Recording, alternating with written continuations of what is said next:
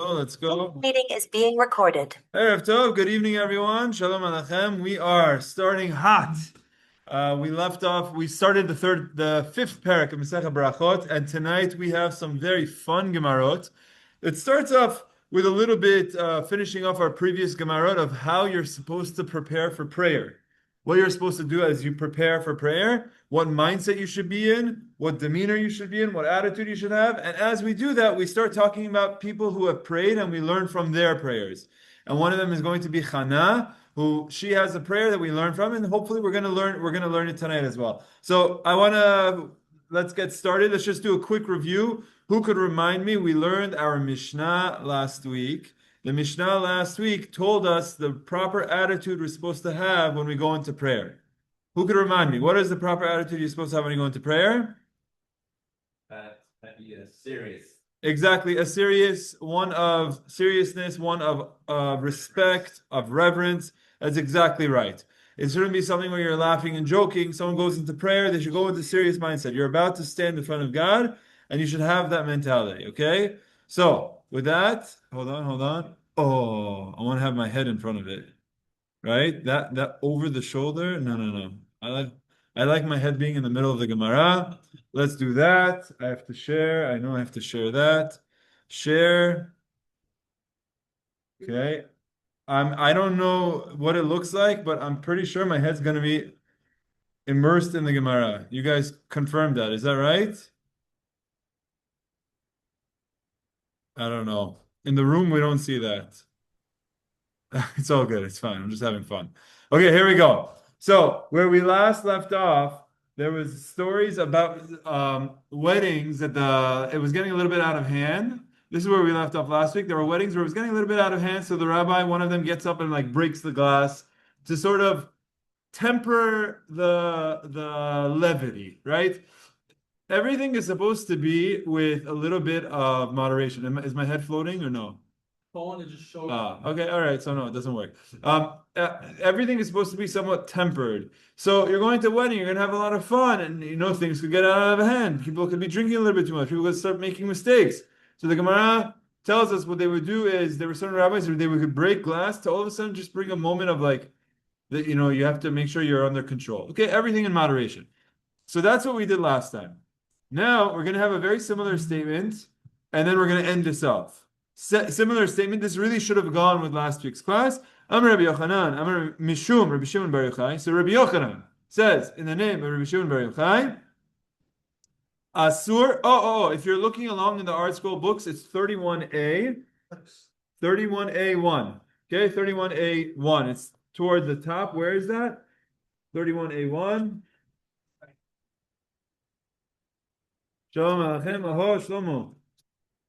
Good, Baruch Hashem. Okay, 31A1, starting at the third paragraph, says Josh, and I'm going with it. So, Amar Rabbi Yochanan, Mishum Rabbi Shimon Bar Yochai. Rabbi Yochanan tells us a statement in the name of Rabbi Shimon Bar Yochai. Asur le'adam she'imales chok piv ba'olam hazeh. A person cannot fill his mouth with laughter in this world. Now, he's allowed to have laughter in his mouth, but he's not allowed to fill his mouth with laughter, which is his expression of what we're saying is that all there is laughter. Nothing could ever be serious. Nothing is ever serious. There, of course, is good. There's good and being able to laugh and have a sense of humor. But for that to be everything and to not have a sense of any seriousness of life is a problem. So the way he says it is a person should not fill his mouth with laughter. Shneimar, as the pasuk says, as this is a pasuk in Tehillim in Shir HaMa'alot. It says, as one day. At that time, Yimale Sechok Pinu, our mouths can be filled with laughter, Ushoninu Rina, and our tongues will be filled with song. There's going to be a time when our mouths can be filled with laughter, but not now. Well, when is that? When is the time? Ematai. When is that appropriate time? Shalom Aleichem. There you go. When is that appropriate time?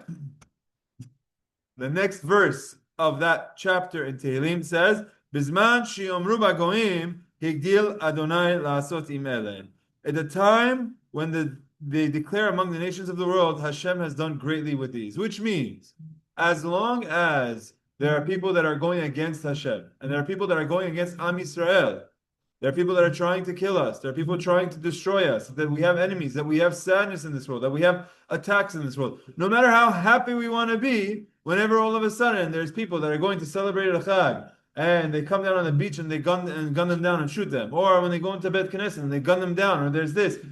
You can't fill your mouth entirely with laughter because there are things that are not happy in this world, and it's somewhat inappropriate and somewhat tone deaf if after people are getting shot because because they hate our God and they hate the Jewish people, and now we're going to start laughing. So you cannot fill your mouths with laughter until it comes to the day that Yomru Bagoim until the whole world acknowledges that Hashem is God, and then we're in a state of Baruch Hashem. There's no hatred, there's no fighting. Everyone agrees, everyone accepts, and then we could go ahead and be happy.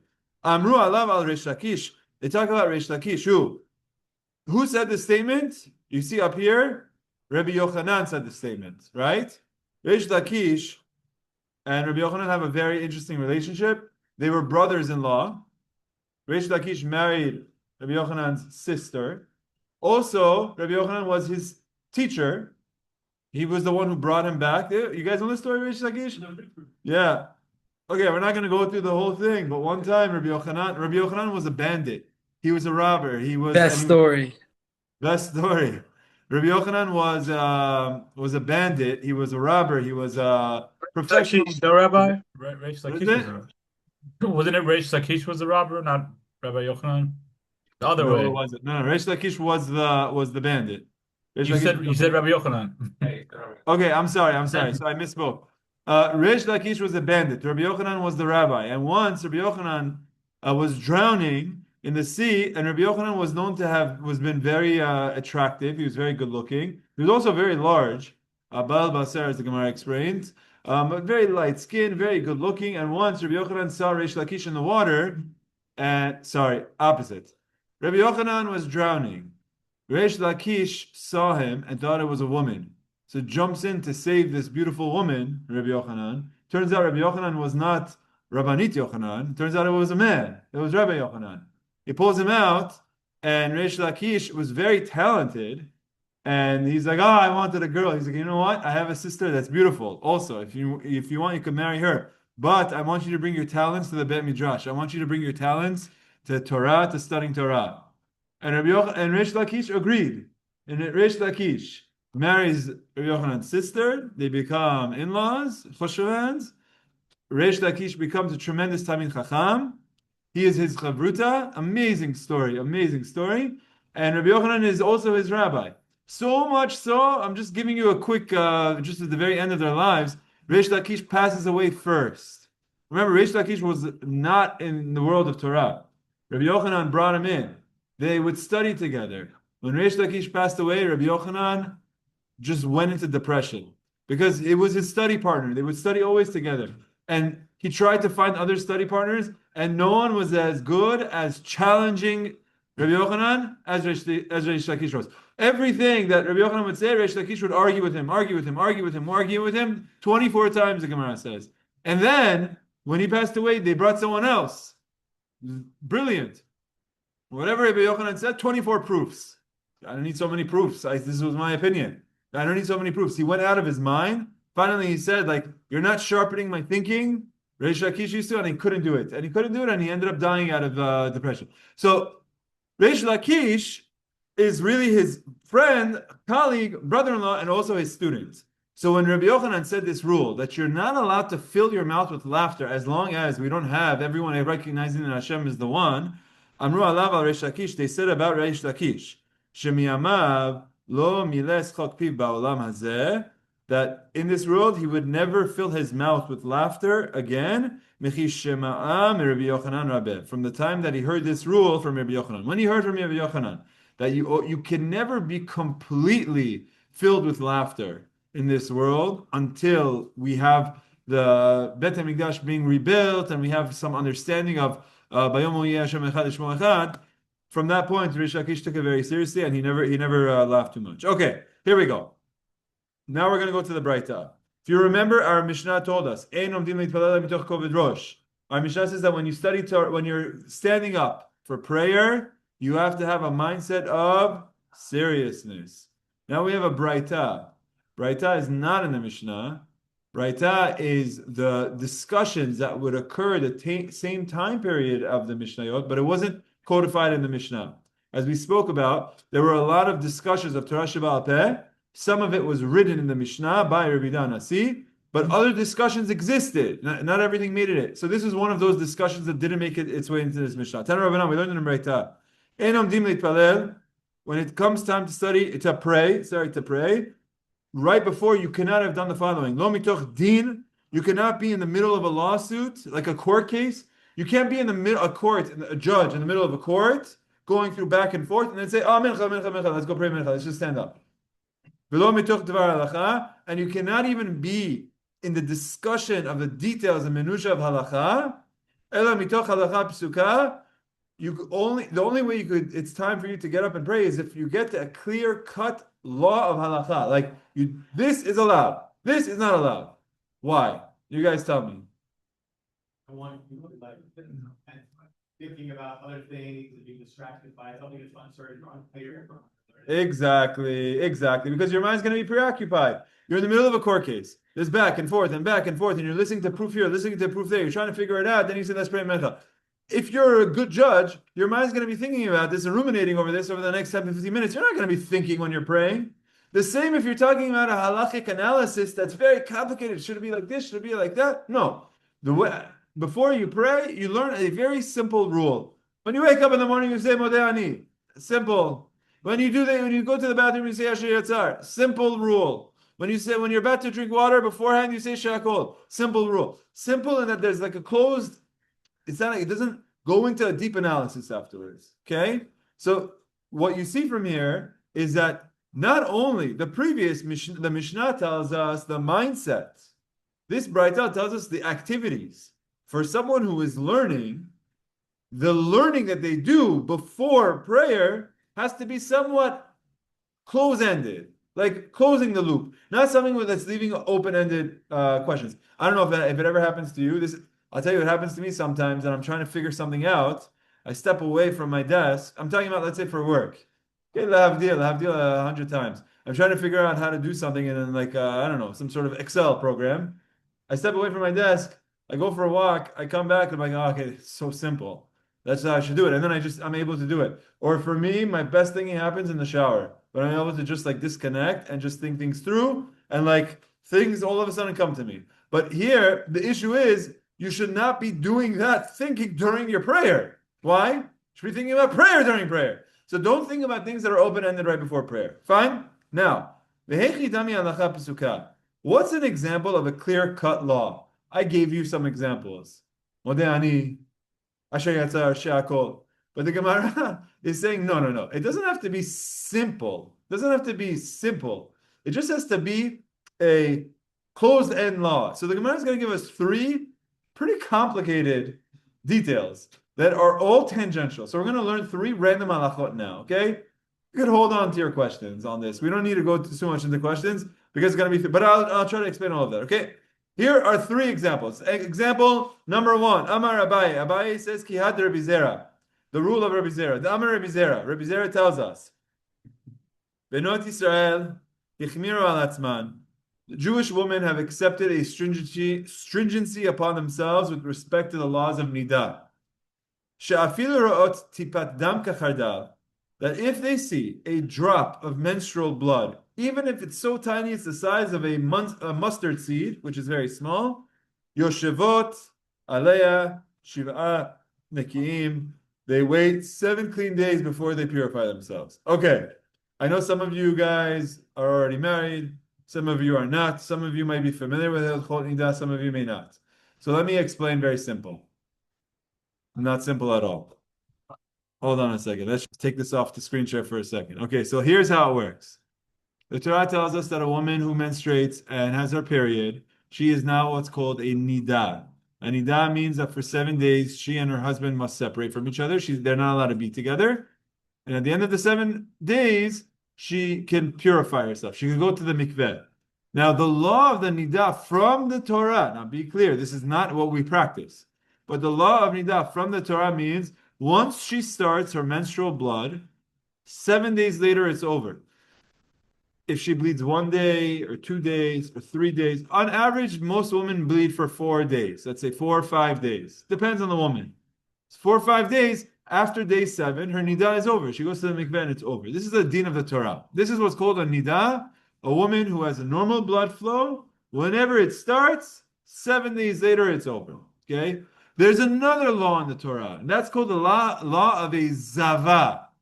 A zava is a woman who, okay, these 7 days are over. These are 7 days. It's like normal for her to bleed. After these 7 days, now she shouldn't be bleeding afterwards. There should be like a month between the onset of each period. So if a week later, all of a sudden she starts bleeding, and she bleeds 1 day, and she bleeds 2 days, and she bleeds 3 days, so this is what's called a irregular flow, because it's really coming at an irregular time. It's not at her natural period, but it is between periods. So if it happens 3 days in a row, this is what's called a zava gedolah. Once she is a zava gedolah, the Torah requires shiv'ah nekiyim, 7 clean days. Okay? So what that means is that she has to make sure that she's not bleeding anymore. And when she's not bleeding anymore, she now has to count 7 days where there's no blood. And if on day 7 she sees even a small amount of blood, start the shot clock starts over. She needs to wait another 7 days. Niddah, on one hand, is pretty straightforward. Whenever she starts bleeding, 7 days later it's over. Zava is that whenever she starts bleeding, the story is not finished yet. You have to see, when does she stop bleeding? And then she has to stop bleeding for 7 days. And only then can she go to the mikveh and she's clean. What this law that Rabbi Zera is telling us is, Benot Yisrael, the Jewish women of the time, they took a stringency upon themselves that even if they see just one drop once, not 3 consecutive days, but they see one drop once, they practice like a zava gedolah. Which means they are required to count 7 clean days. I'm going to read that one more time. Damar Rabbi Zera. Rabbi Zera tells us, Benot Yisrael, Echmiru al atzman. Jewish women have accepted a stringency upon themselves. That even if they see one drop of menstrual blood once, Yoshvot aliyah shivat nekim, they require themselves to wait 7 entire clean days, which is true for a zava. It's required for a zava, but it's not required for a niddah, a woman who has a blood flow at a normal time. But the woman, we take it on the stringency. Now, okay, so for anyone who's a chatan, you're already married, you're going to get married, this is how all women practice. There is no woman who practices like din Torah v'nidah. Everyone does the practice of a zava, which is exactly what Rabbi Zera is telling us. Rabbi Zera is telling us, chalas. Yeah, you can start talking about all the niddah. The way the halacha is, we've accepted upon ourselves, we do zava. But you could say, but, there's no but. That's it, done, finished, they accepted. So to a certain extent, it's a closed discussion. There's no back and forth. There's no machloket. You can't argue on it. They took upon the stringency, and this is the stringency of all of Israel nowadays. Okay, I will allow for a question for that, if anyone has any questions. No? Okay, good. Rava Amar, let me give you another example. All right, another example out of left field. All right, let's have some fun with this. He had the Rav Hoshaya. The rule of Rav Hoshaya is very close-ended. Dama Rav Hoshaya said, Ma'arim Adam et tebuato. A person is allowed to do a trick with their grain. Let me explain. Okay, I have wheat. I have a field of wheat, grain. When I want to cut all of this grain, I have to take it all. I remove all of its chaff through a process called winnowing, where I use the wind to separate the seed from the chaff. I take those kernels, I put them in a pile, I gather up the pile, I take it into my house or into my warehouse. I take it somewhere. When this happens, I am required to give off trumot and maasrot. Truma means I have to go to the Kohen and give about 2%. To my Levi, I have to give about 10%. So that means I had 100, I'll give 2 to a Kohen, I'm left with 98, I give 9.8 to a Levi. Okay, I have to take a third maaser, and then I'm allowed to eat myself. Before I do this, I'm not allowed to eat anything. But here's the trick. if you bypass this process, you're not allowed to eat from it yourself, but you are allowed to give it to your animal to eat. So it's almost like you're getting a tax deduction on the fodder that you're giving to your animal. Okay? So what can you do? Instead of going through this process where I take the wheat, I harvest it, I winnow it, I remove the chaff, I put it in a pile, and I take it home. Rav Hoshaya is telling us you could make a trick here where you just take it with its chaff into your home, and as long as you're not taking it after it's made into a pile, you take it into home, you're allowed to give that to your animals. It's like a free bonus. A person may be crafty with his grain, bringing it into his house with its chaff, so that his animals should be allowed to eat from it, and then he does not need to take off the maaser. So let's say your animal is going to eat 10, so essentially what you've done is I had 100, I take off this, I give it to my animal for 10, and now I'm left with 90. The 90 process, I go and I give 2% to a Kohen and 10% to a Levi. I just saved myself some that I'm feeding my animal. It's like taking a business write-off for feeding your animal. But if you don't do it with removing its chaff, it's not good. Meaning, if you remove its chaff, you have to take maaser. So you can't remove its chaff. And also, if you're going to eat it from it yourself, you have to give maaser. But to feed your animal, you're allowed to. Okay, once again, honestly, I'm not sure why this example was picked. It's pretty complicated, but it's not a matter of it being complicated. Let's see. I guess no one's arguing with him. Answer number 3, a third example. V'i bait ema, and answer number 3. What is the? I want to get another rule. We're going to learn another very. This is great. This is trivia. You're learning Gemara trivia. V'i bait ema. Answer number 3. Kihad Rav Huna. Rav Huna gives us an answer. Tam Rav Huna Amar Rabbi Zera. Zeira, Rav Huna says the name of Rabbi Zeira. Here we go. If, let's say I have a sheep, I have a cow, Betsy. I call her Betsy. Betsy the cow.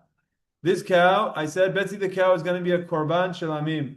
I'm going to give her as a korban olah, a korban chatat, whatever it is, sacrifice.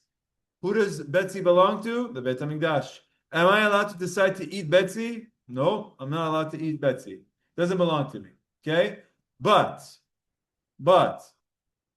let's say I go to the Beit HaMikdash, and for whatever reason, after I do shechitat to Betsy, I take the blood of Betsy, and I use that blood. I heard that if you pour blood on your grass, it serves as some sort of a fertilizer. I do that. Then, since you already did the shechita part, even though you weren't allowed to do this, you're not doing something that's called like trespassing, or how do they translate it? Me'ilah. It's like, I'm not really trespassing. This is a detail with a korban, that if you do shechita it and you collect its blood, you're not allowed to use its blood for yourself, but if you do, you're not sinning of something that's called me'ilah, which is like betraying and using something that belongs to the sanctuary. However, if I take the blood while it's still alive, then that is a problem of me'ilah, of treason, of betraying against the Beit HaMikdash, and I'm going to have to pay a penalty for it. So this is what the law says. Hamakiz dam be'behemat kodashim. One who lets blood from a sanctified animal, which means Betsy the cow, when she's still in my house, I went to her and I collected some blood. I cut her open, I took some blood because I heard it's good for my field. And then afterwards I patched her up and I said, go, you're going to be a korban. Asur v'hana'ah, I am not allowed to use this blood. If I poured it on my field, you're going to have to get rid of it. You're going to have to do something to get rid of all of that benefit. Umo'alin bo, and there is a prohibition of me'ilah that applies to it. Okay, 3 laws, but the point is in these 3 laws that there isn't machloket. There's a clear-cut statement. It doesn't mean it's not complicated. It is complicated, but there is a clear-cut rule. If you do this, the blood is forbidden. If you do this, after a woman sees blood, 7 days she's got to count clean. If you do this, you're allowed to feed it to your animal. All right. Good? Well, this cow still using as a farm, or it's no longer it's The cow still belongs to the hekdesh. You can still use the cow as a korban, as long as the way you let blood out didn't disqualify it by making it a blemish. This is a rule that Kohanim have to know. There are certain types of blemishes that are disqualifying, and certain types of scratches that it's going to heal and it's not going to be disqualifying. So if you do it in a non-disqualifying way, it can still be a korban, but the blood is prohibited to use. Yeah, Andy? But all these three examples, just to give us an idea of what it is to go into prayer with a clear mind. Like this is the whole. I did not say clear mind. A clear-cut law. There's no machloket. It's not two opinions. You're not there scratching your head saying, well, do I hold like this one or do I hold like that one? What's his proof? What's his proof? He has a proof. He has a proof. What does he say about his proof? And what does he say about his proof? And what's his defense against it? What he said? Okay, that's going to drive you crazy. But here, Rabbi Zera says a statement. Done. Rabbi who is it? Rav Huna says a statement. Rabbi Hoshaya says a statement. There's no machloket. There's no machloket. So, yeah, it does not mean that it's simple. It means that it's halacha pisuka. It's a psak. If someone help me, how would you? Indisputable. It's not open-ended. It's closed-ended. It's what is it? Unanimous is a way to say it also. It's almost like a fact. That's what it is. So we go with facts, not multiple opinions. Okay? Because if you have multiple opinions, then your mind can start saying, well, what's this proof? What's this proof? How does he say? But what does he say about this? But there's a pasuk that says here, this is what the law is, this is what the law is. End of it. Halacha pasuka. Very complicated. Honestly, I would have thought of much simpler examples. I did. You say shakol on water. Pretty clear, but I guess we're talking to people that wouldn't even learn this stuff. They were learning more complicated stuff. Okay, now this is amazing. Rabbanan, the rabbis of Day Kematnitin, they did according to our Mishnah. The rabbis, which is the majority opinion, said the rule is that we have to follow our Mishnah, which says that you go into prayer with a very serious attitude of reverence, of respect. Rav Ashi, Avit Kabraita, but Rav Ashi, who was one of the Amoraim, he said, no, I'm learning from the Braita how I need to go into prayer. I have to go into prayer studying Torah. You see what he's saying? He's saying, when the statement said, hey, when you're going into, this is what our Braita, if I scroll up, when the Gemara says, Braita says, you don't go into prayer from a judgment case or from a discussion of analytical halacha, but you go from a clear-cut law. Rav Ashi says, that's not just telling you what's allowed, it's telling you what you have to do. He's telling you when you go into prayer, guess what you should be doing? You should have a clear-cut law. And this is where we have a concept that very often before Tefillah, we do some Divrei Torah. In a sense, Rabbi Chanina ben Akasha Omer, this is a clear-cut halacha. You know, and you are starting your learning, or Yehuda ben Tema Omer, Heve'az Kalamer, Vekal Kanesh, Ve'az Katzevi, or Patach Eliyahu. I guess Patach Eliyahu is not so, okay, most people don't understand what Patach Eliyahu means, but we do sometimes introduce our prayer with some Divrei Torah, and you should. You really should. And again, it also helps, and we're going to see how, let's look at this next Braita where they like intertwine the two. Okay? Yeah. Not really the Kaddish, but we say the Divrei Torah, which is followed by Kaddish. See, it's interesting. So, do you say Divrei Torah so you can say Kaddish? Or do you want to say Divrei Torah? And we want to say Divrei Torah, but when you say Divrei Torah, it gets followed by Kaddish. So many people, they think that we say this in order to do the Kaddish. But you're not saying the Divrei Torah in order to do Kaddish. The Divrei Torah is the main thing. You're doing Divrei Torah, which gets followed by Kaddish. Yeah, it depends on what's most important.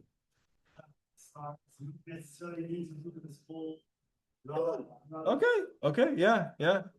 If you choose to do something else instead, yeah, it makes sense. Yeah. Prayer here refers to like Shakri or it refers to Amidah. So yes, Shema is like Torah study. So that is an interesting point. It's not really a halacha pesuka, but yeah, Shema in the morning you also have Shema in the afternoon. I guess you don't have that for Mincha.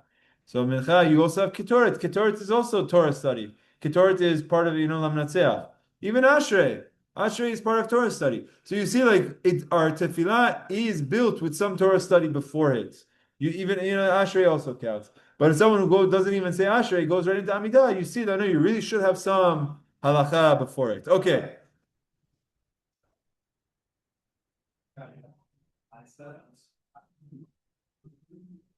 Yes, and that's exactly what we're going to see right now. Disney Plus. Excuse me, so sorry. Okay, sorry, but I'm gonna leave the remote over there.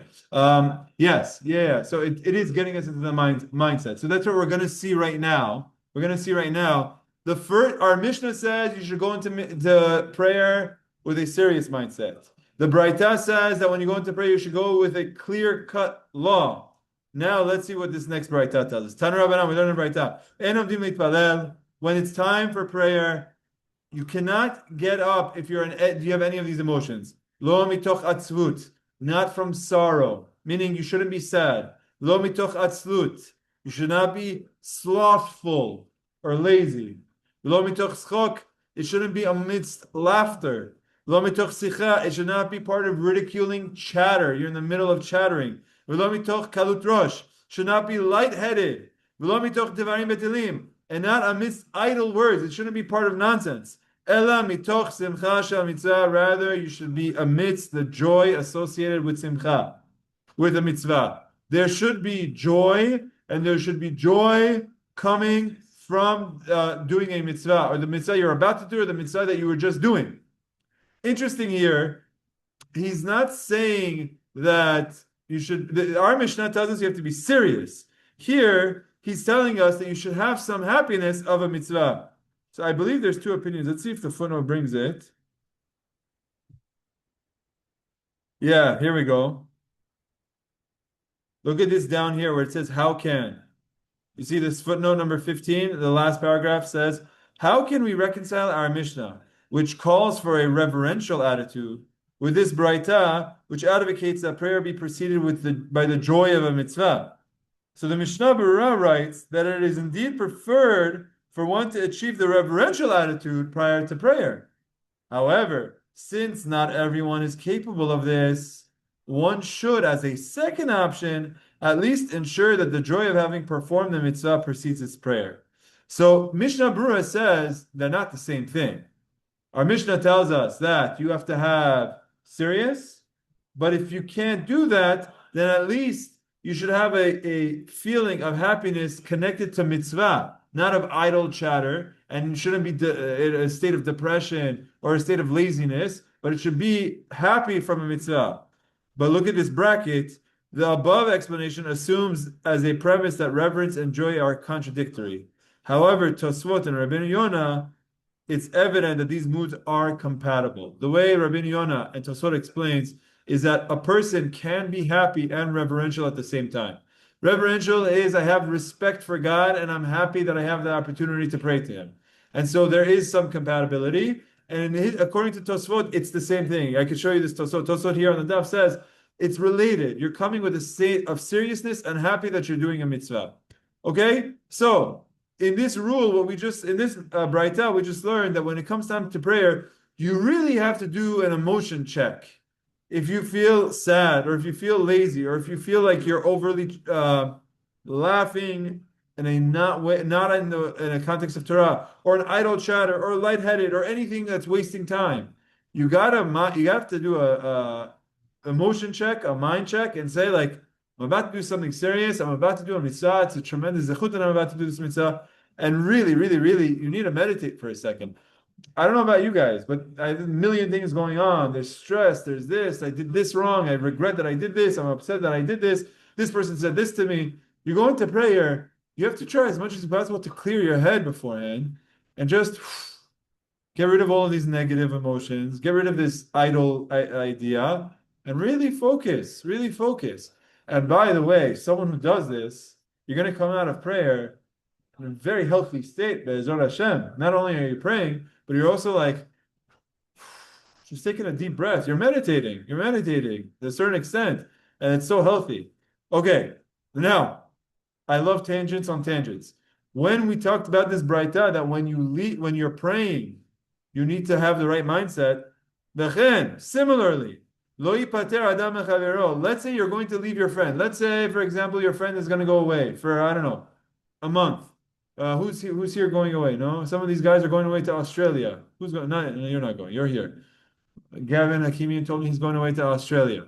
So whenever you're going to leave someone and you're going to see them, and you know you're not going to see them for a while, when you leave them, lo mitoch sicha, you shouldn't leave from idle chatter. Lo mitoch schok, not from overly laughing. Lo mitoch kalut rosh, not from being lightheaded. Don't go and get drunk with your friend before he leaves. Lo mitoch devarim betalim, not idle words. Ela mitoch devar halacha. When you leave him, you should leave it with a halacha. Sheken matzinu v'nevi'im harishonim. We found this with the earlier prophets. Shesimu divrehem divrei shevach v'tanchumim. The prophets, when they write their books, especially when there's a lot of negative in the books, toward the end, they give it a positive spin. They give it like some sort of a consolation and say, but Hashem is still with us, and Hashem is going to be with you, and everything's going to get better. You end up with something positive. You end up with something in a positive light. So almost imagine you're leaving a friend and you don't know if you're ever going to see them. They're going off to war. You shouldn't be crying and sad, but you should be positive.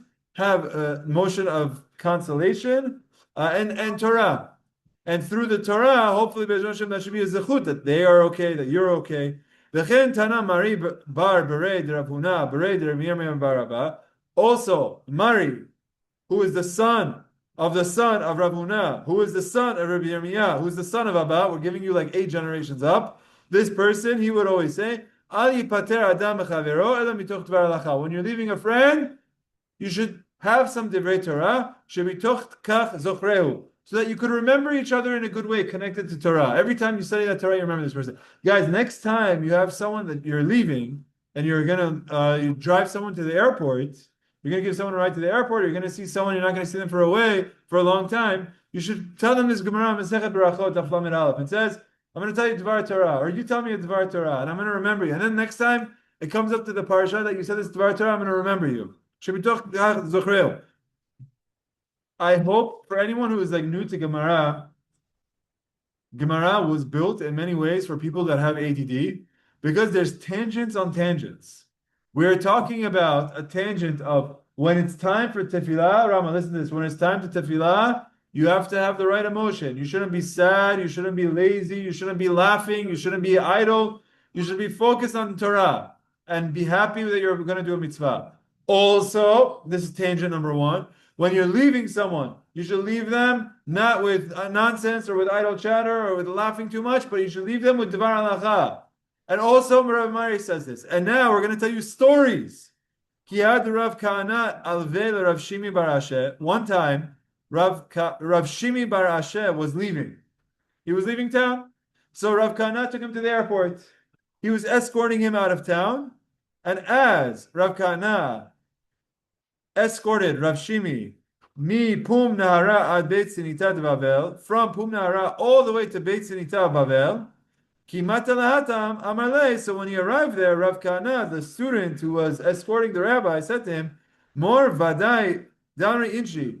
This place that we just got to, I see a lot of palm trees. Is it true what I heard about these palm trees? Hanit sinite de Bavel, these palm trees in Bavel. Itnehu me Adam Harishon ve'ad hashta. I heard that these were around from the times of Adam Harishon. These are very, very ancient palm trees, thousands of years old. Amar le, so Rav Shimi says to him, At kartan milta de Rabbi Yosef bar Rabbi Chanina. You just reminded me of a halacha that I learned once when I was leaving Rabbi Yosef bar Rabbi Chanina. When we left, he gave me this dvar halacha. So you just reminded me of that discussion, that whenever I left him once and I didn't see him for a while, beforehand we discussed this, and this is what he said to me. Dama Rabbi Yosef Rabbi Chanina, my dichtiv.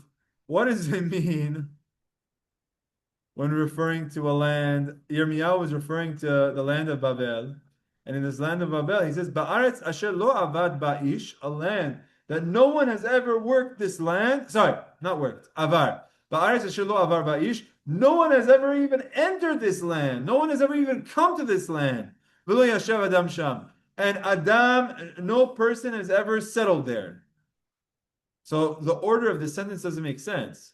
There's a land that Yirmiyahu was talking about.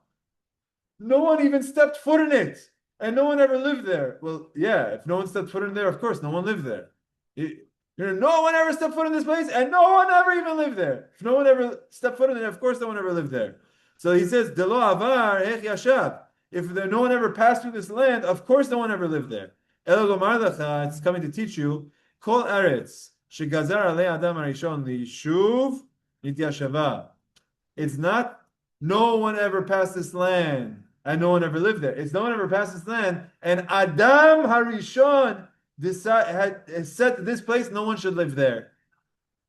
Places that were inhabited because Adam Harishon said this is a place that's going to be inhabited.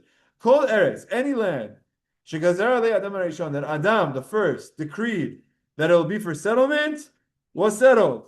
The whole Eretz, Shelo Gazar alei Adam Harishon liyishuv lo nityashava. Any place that Adam did not decree that it should be settled was not settled. This okay. Sometimes there are Agarita Gemaras that it's very hard to understand what the message behind this is. What exactly is the message behind this? That there are certain areas that are just not meant to be settled. There's certain areas that are just not meant to be settled. There's certain areas that no matter what you do, it's not a place for human inhabitants. Maybe somewhere like in the middle of the oceans, like certain areas of certain land that has quicksand type of area. It's not inhabitable.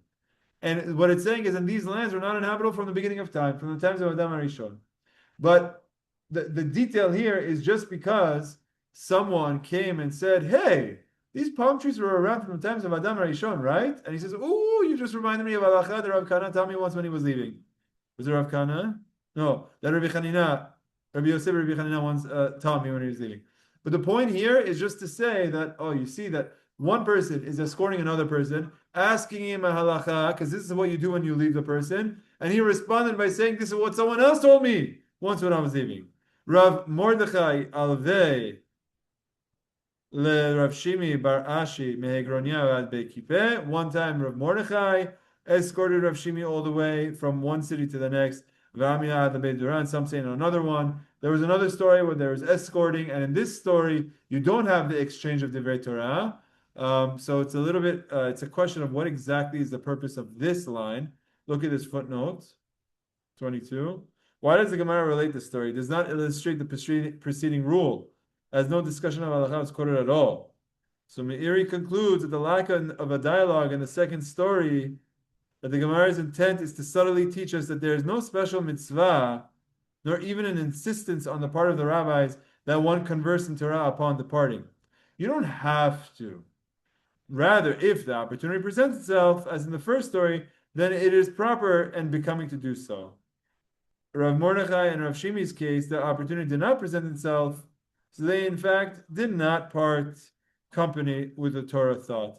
So now you're basically learning that, by the way, this idea that we're saying that when you leave someone, you have to discuss the Divrei Torah is not really a requirement, because there are stories of rabbis that they left it without that. It's just that it's befitting to do. So the next time you drop off someone at the airport, you could tell them this Gemara, that the Gemara says when I leave someone, I have to teach halacha. But if the person says, I'm going to miss my flight, you don't have to say, hold on a second. It's okay if you miss your flight, I have to tell you halacha. I read in the parasha, in the Mam Loez, I read, it's like, no. There are times where you don't need to do it, and that's sort of what you learn from these other stories. That not always do they do it. So you should, if the opportunity presents itself, if you're waiting there and you have the opportunity, it's something very beautiful. Rama, you're going to remember this? Gemara, Massechet Berakhot, Daf Lamed Aleph. What is Lamed Aleph? Lamed Aleph means lo. Someone is about to leave, you say lo.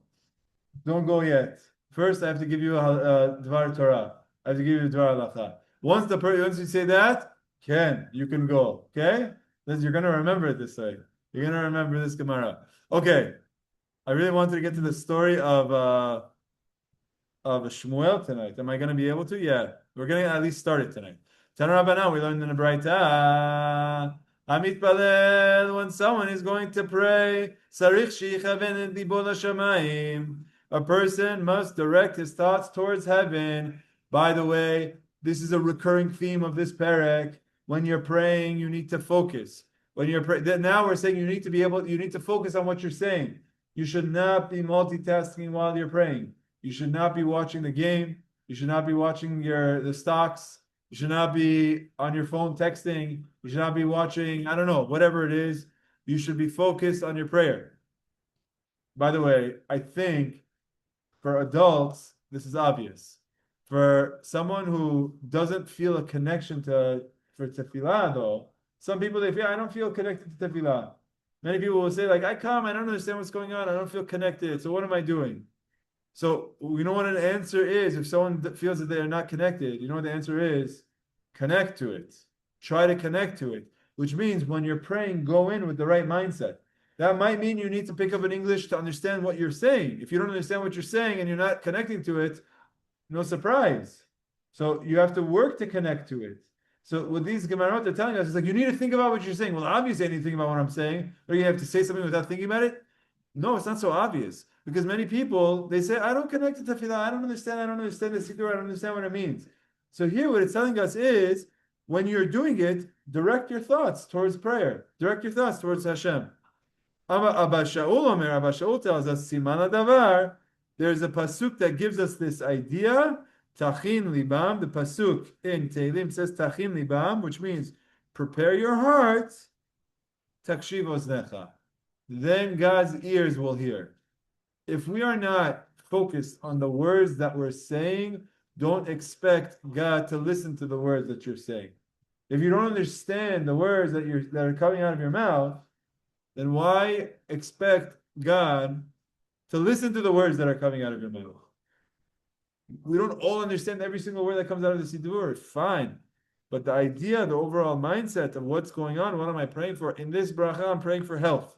In this bracha, I'm praying for wealth. In this bracha, I'm praying for wisdom. In this bracha, I'm praying for forgiveness. You should know this. In the Kol Avotenu Siddur, by the way, every prayer in the Amidah, every single chapter, it gives you a one key word so that you know what it's about. Beautiful. Beautiful.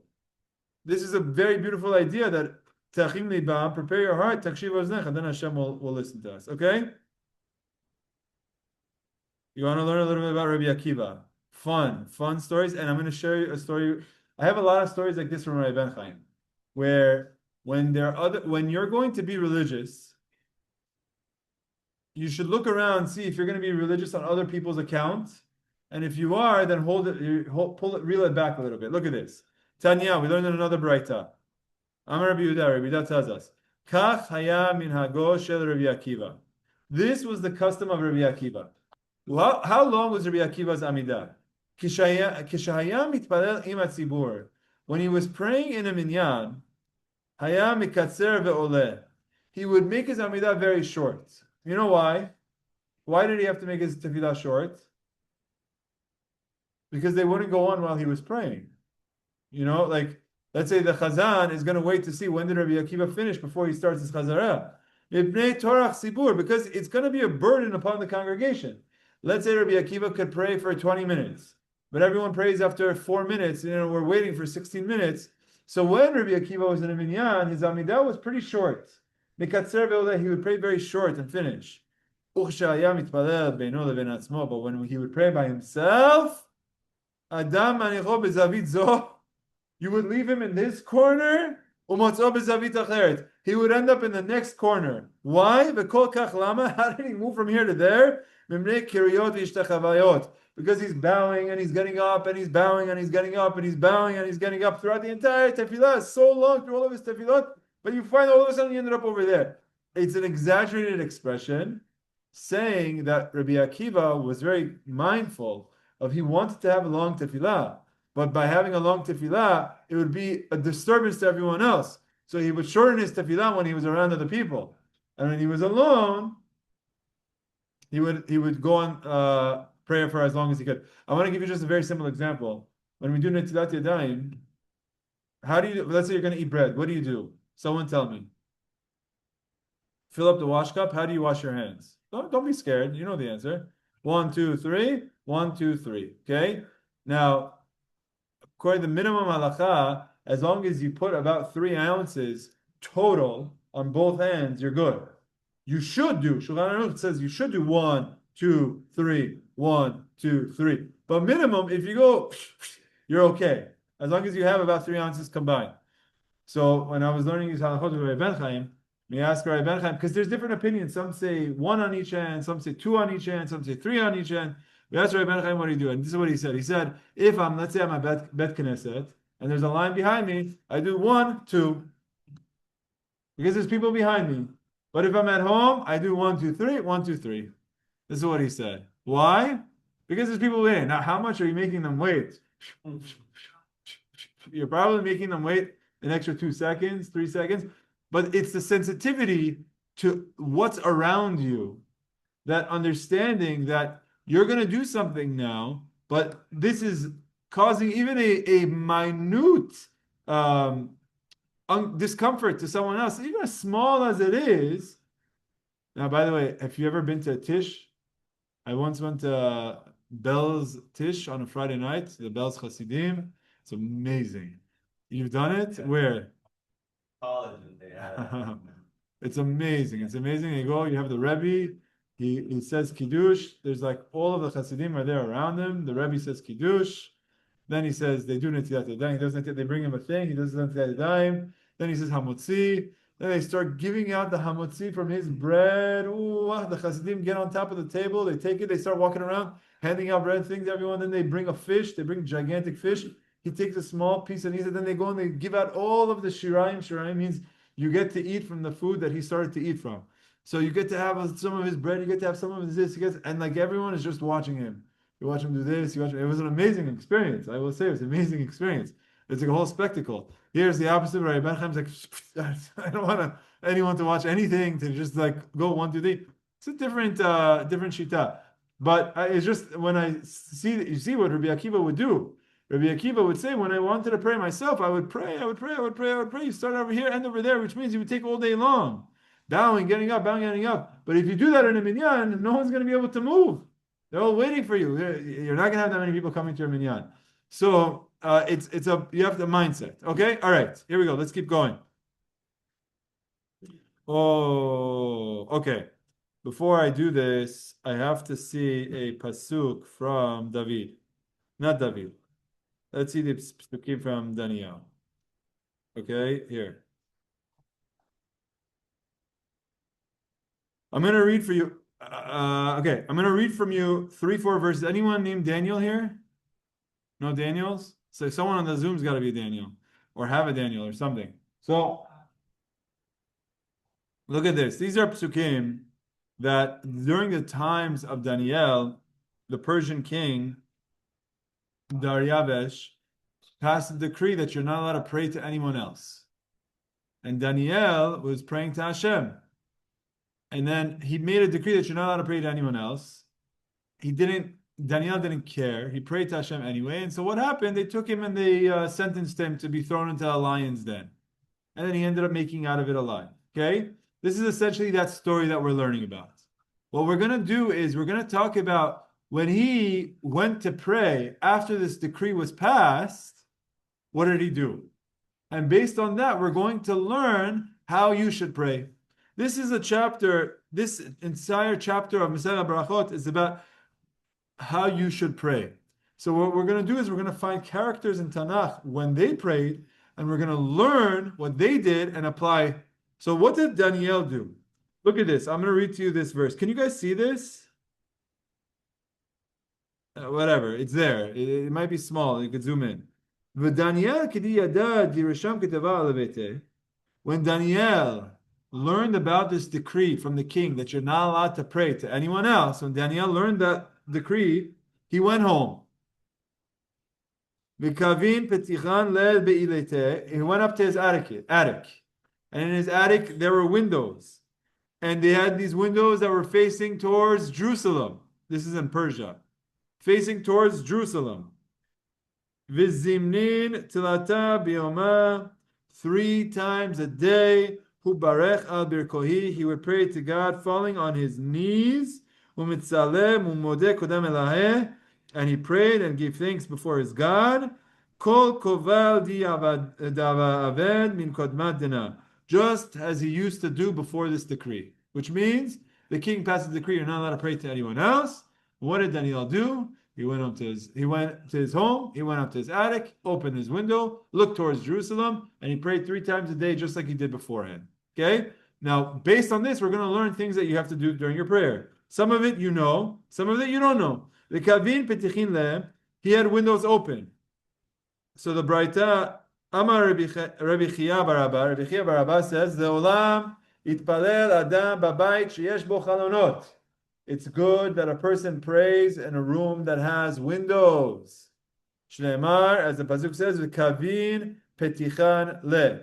Because Daniel went to a room that had windows. Why? Give me some philosophical reason why you think it's good to have windows where you're praying. Where's the sun through the window into Shemayim? So you're saying you don't want an obstructed view. You don't want to be stuck behind the foul ball, like go straight up. Okay. Okay. So it puts you in the right mood. You're praying in the middle of a cellar, or you're praying out in with some sunlight. Natural sunlight gives you nice, gives endorphins in your body. Good. What else? The windows are not going to know which direction you're praying. So you're saying very practical. You need to have a compass. You don't need to have a window. You need to have a compass. Okay, very good. Let's look at this footnote number 30. Peering through the windows towards the heavens supports one's efforts to concentrate his heart during prayer. So what this thing is like, when you have a window open, you could look up. And when you look up, you could help concentrate. For his heart will be subdued. Although one should be looking downward or into a Sidur, if one's concentration is interrupted, he could lift his eyes up to heaven, and by doing that to inspire himself. According to others, the windows should face Jerusalem, their purpose being to remind one to direct his thoughts toward the holy city. This is a little bit like what Rama is saying. It's not just have a window to get some sunlight in, but have a window toward the east. Next, in the bracket, according to Teshuvot HaRambam, this is what the Rambam says, the requirement that the building in one praise possess windows applies only to a private home. As in Daniel's case, it's in his attic. However, the Shulchan Aruch, according to the Zohar, says that a synagogue should also be constructed in this manner to have windows. Not just that, I believe according to the Zohar, your synagogue needs to have 12 windows, if I'm not mistaken. I'm pretty sure in Or Esther, they have 12 windows up there. They have all of the 12 Shavatim. And they also have a circle. So they actually have 13. Here, upstairs, they have just a skylight. So you have one window. But they have paintings. They have paintings. Over here, there's nothing. I mean, this is the lobby that's turned into a cabin. So downstairs, there's nothing. This building really could use some windows. Honestly, we could use some windows here. All right. So now we know. Be'ezrat Hashem. But there are halachot about it. I mean, it's not required. But here, one thing that we're learning from the prayer of Daniel is that he had windows where he prayed. So you should pray when there's windows. Why? Everything that you said makes sense. One, it could inspire you by looking up to Shammai. Two, it could help you with direction, and you could be facing east, and you should be facing east. Three, it could be that it cheers you up. I remember when I was praying somewhere in Queens, there was a room where there was blinds.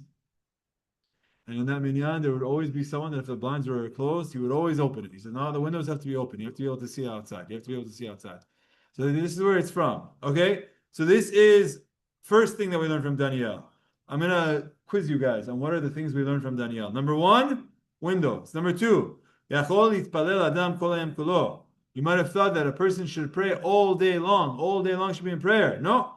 We learned from Daniel, he would pray 3 times a day. So you might say, I'm going to pray more. No, you don't need to. You can, but you don't need to. 3 times a day is all enough. You might say, maybe he only started praying 3 times a day when they were in exile, and the Persians exiled them, but beforehand he was praying only once a day. But the pasuk says,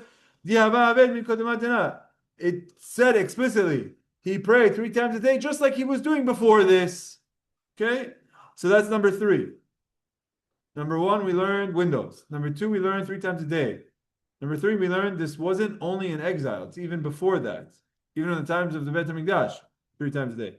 Number 4, you might think that you could pray in any direction. It tells us, Neged Yerushalayim, you have to face Jerusalem when you're praying. That's number 4. Number 5, You might have thought that you could do all three. Now, actually, this is not from Daniel anymore. But Daniel told us 3 times a day. You might have thought that you could do the 3 prayers back to back to back. Just block off an hour on your calendar every morning. Do 3 prayers a day. Now we're going to go to what David writes in scriptures. David in Tehillim. Where is this? Footnote 34. In Psalms 55, he writes, Tichtiv, Erev, Avoker, V'Sahoraim. Evening, morning, afternoon. Those are the 3 times that a person has to pray. Yachol, and now we're going to go into the story of Hannah. What time is it? Okay. Yachol Yashmiya Kolo B'Tfilato. A person might think that they have to say their prayer loud enough that they can hear audibly. You might thought that you have to be able to hear yourself. It was taught through Chana. Shneimar v'kola lo yishamea. Her voice was not heard. Okay. Here's our situation. Our situation is the next page is going to talk to us about Chana and about her prayer. And from each line of her prayer, we learn another detail about prayer. Okay? And it's very beautiful. I'm not going to be able to finish it tonight because we're almost done. Here's what I propose.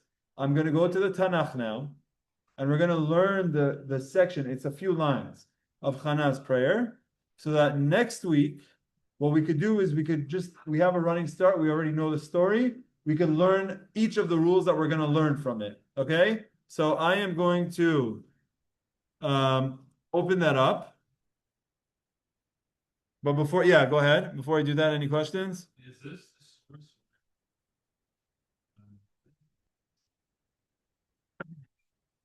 Very good, very good. So the prayer that we have 3 times a day, we actually did this already. That it's either keneged avot tiknum, like Abraham, Yitzchak, and Yaakov, or keneged korbanot tiknum. We said this, that they would bring a korban in the morning, they would bring a korban in the afternoon, and they would burn the fats and limbs in the evening. And the Gemara brought us a proof that it's really got to be the korbanot because we have a prayer of musaf, an extra prayer on days that there was an extra offering in the Beit HaMikdash. None of these rules that we're learning from Daniel or for David or for Hannah, none of them is this the only source. What we're doing is that we know halachot about prayer, and what we're saying is, look at Daniel. These halachot that the Gemara are saying it's not just the rabbis of the Gemara that are making this up. We could find these practices in the Tanakh. Look what it says about Daniel. It says he would pray 3 times a day. The 3 times a day, look what David says. David says morning, afternoon, and evening. Or Erev, Avoker, V'Sahoraim, evening, morning, afternoon. And he would do it facing Jerusalem. That's why we face east. And he would have a window. That's why they should be facing a window. What we're doing is we're finding semi-sources. They're not the only source, but you're finding sources that you find characters of Tanakh, and this is how they would pray. Proofs, exactly. Proofs for laws that we have. Okay, this is going to be fun. Anyone here named Shemuel? Wow, I got a Joshua Shemuel over here.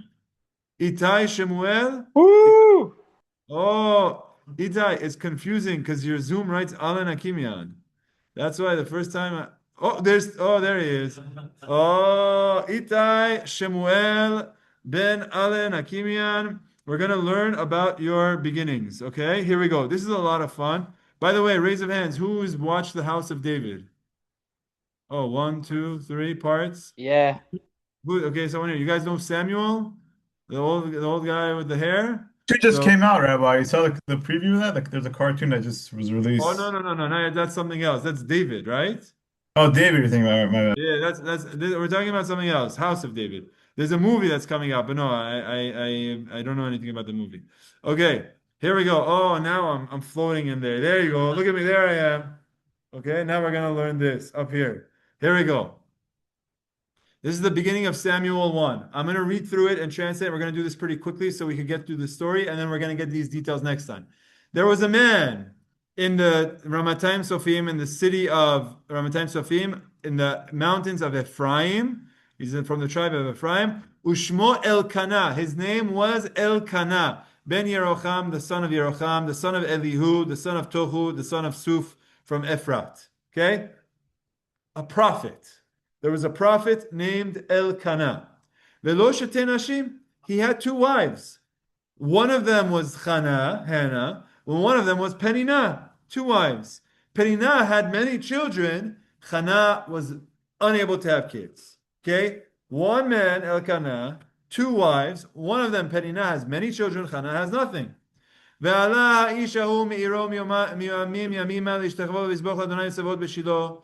man Elkanah would go to the Mishkan, the temple in the city of Shiloh, and he would pray there. And the name of the Kohen Gadol was Eli, and his two sons, Chofni and Pinchas, were there. One day, he went and he brought an offering, and he gave many portions for Peninnah. He gave portions for Peninnah and all of his children for Peninnah, but meaning he gave them gifts. He went to bring offerings, and then he came home with a bunch of gifts. He brought home a bunch of stuff for Peninnah, brought a bunch of the toys and stuff and clothing and shoes and all this for all of the kids. And for Hannah, he just gave her one thing, because it's just one person. But although he loved Hannah a lot, he loved her, but she didn't have the kids. And then Peninnah made fun of her. And these co-wives, look, they're married to the same man. You can imagine there's jealousy between them. And then Peninnah goes and really just like adds insult to injury and really hurts her. So Hannah really feels pain. Every year this is what happens. He goes there to the Beit HaMikdash and he prays, to the Mishkan rather, and he prays, and then he comes back and she cries. Then they come back and she has no appetite to eat. You're bringing me back one prize. You're bringing back all of the kids. You went to Toys R Us for all of them. So Elkanah, her husband, says to her, Chana, why are you crying? Why are you so depressed? You never eat anything. Why are you so sad? Aren't I? Isn't my love greater than 10 sons? Why are you so okay? Look, this is what their life is, but we have each other. He didn't get it. Vatakom Chana, and she said, you know what? I'm going there myself. She now goes, Chana goes to Shiloh. She herself goes to the Mishkan. And Eli Cohen, the Cohen is there. This is the important part. This is where our Gemara starts. It's going to start with this line. Vehi marat nafesh. She was very bitter of her soul. She's very serious, sad, bitter.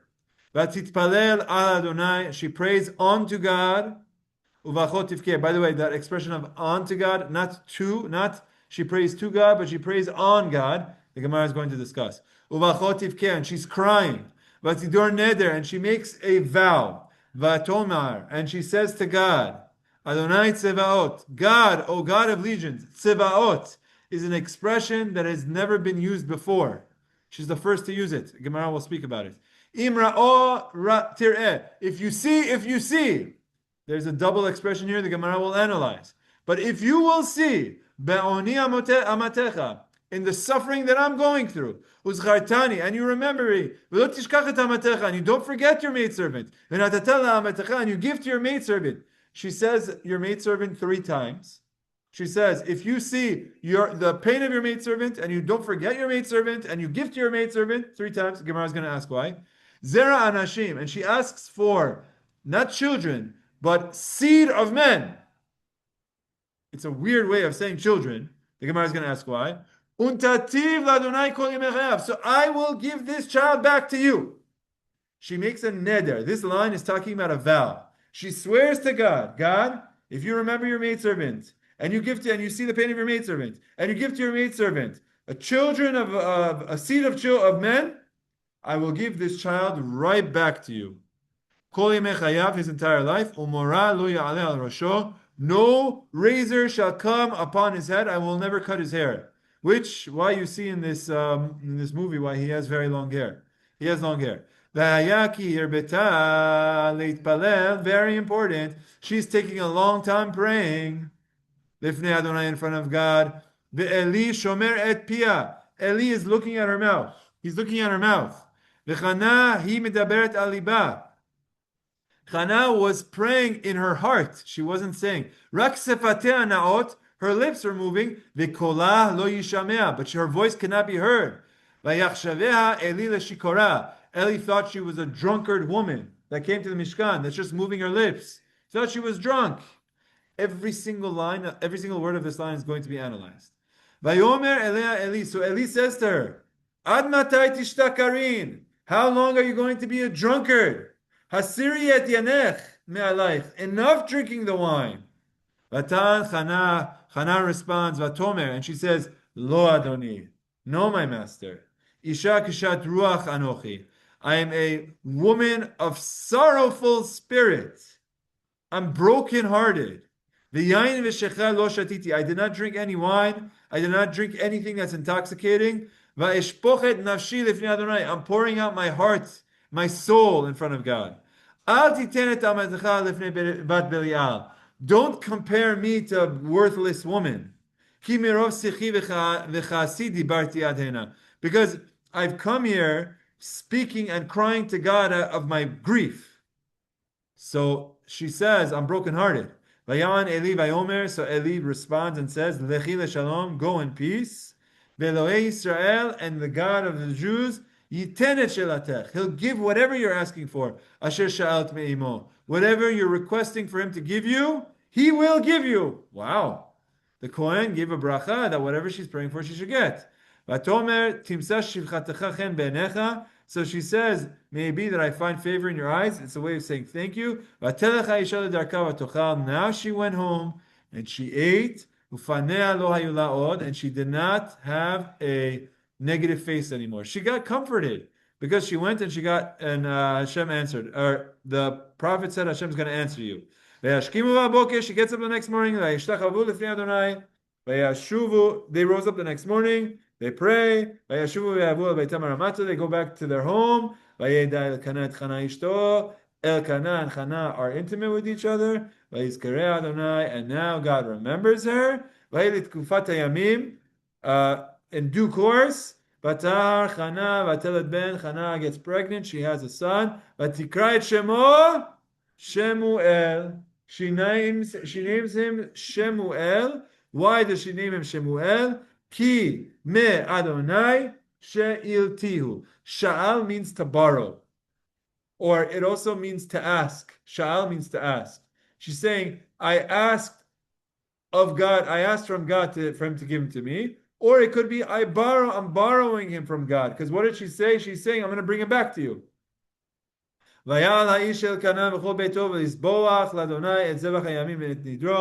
And they celebrate. And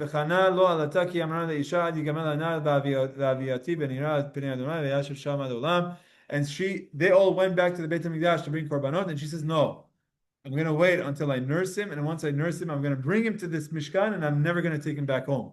Amazing, because Chana didn't even want to bring him to her home. She just wanted him to be in the Mishkan.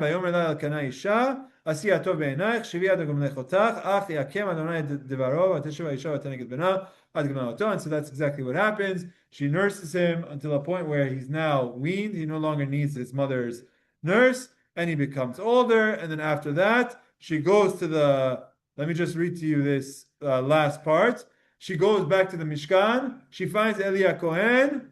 Vatomer bi Adoni, chen avshecha Adoni. She says, my master, Ani ha'isha haniseveti mecha bazeh. I was that woman that was standing here with you years ago. Leitpalel Adonai, praying to God. Elanar hazeh itpalati. I prayed for this boy. She's holding her boy. Vayiten Adonai li yeshelati. God answered my prayer. Asher sha'ati me'imo. V'gam anochi hish'iltihu. Therefore, I am giving him back to God. And she gives him to Eli, and she says, now he belongs here. That's the first chapter of Samuel 1, Shmuel Aleph. Next class, Be'ezrat Hashem, we're going to go through all of this, to go through every single line. Well, hopefully, I'm not going to go through the whole story next time. So hopefully, we could review this before next class. Just a very quick recap of our class tonight. Starting from the top, our Mishnah said that when you go into prayer, you need to have a serious mindset. Our Braita told us something else. What did our Braita tell us? Very good. So the second Braita tells us you should be betoch simcha shel mitzvah, happiness of the mitzvah. There's a Braita before that told us you have to go in when you're studying halacha, not with open-ended halachot, but with closed-ended halachot. And the Gemara gave us 3 examples of closed-ended halachot. We spoke about that. And then we said that when you're leaving someone, similarly, you should leave them with Devar Halacha, Simcha Shel Halacha. And we gave examples of different rabbis that were escorting people out of town. They were leaving each other. And then we spoke about details of Daniel's prayer. What were 3 details that we learned? 3 or 4 details that we learned from Daniel's prayer? Windows, 3 times a day, towards Yerushalayim. And he prayed before in the exile also. It wasn't just post-exile, it was during the times of Beit HaMikdash also. And then the Gemara said the 3 times a day, how do you know they can't be subsequent to each other? That was a pasuk from David HaMelech who says, Erev Avoker Esaoraim. And then we said, and how do you know you're not supposed to hear yourself when you're praying? That gets us into, because Chana couldn't hear herself. Eli couldn't hear her praying. And then we're going to open up that, and we're going to be discussing that for the next page. So God willing, next week, Be'ezrat Hashem, is that December 31st? No, it's December 30th. Okay, so you guys will be here. December 30th, Be'ezrat Hashem, we'll go through the story of Shemuel and everything that we learned from Chana's prayer. Okay? Azak Baruch, Azak Baruch, Azak Baruch, Azak Baruch, Azak Baruch. We're ending off in the bottom of 31A. 31A. Yeah, 31A. Okay, Azak Baruch.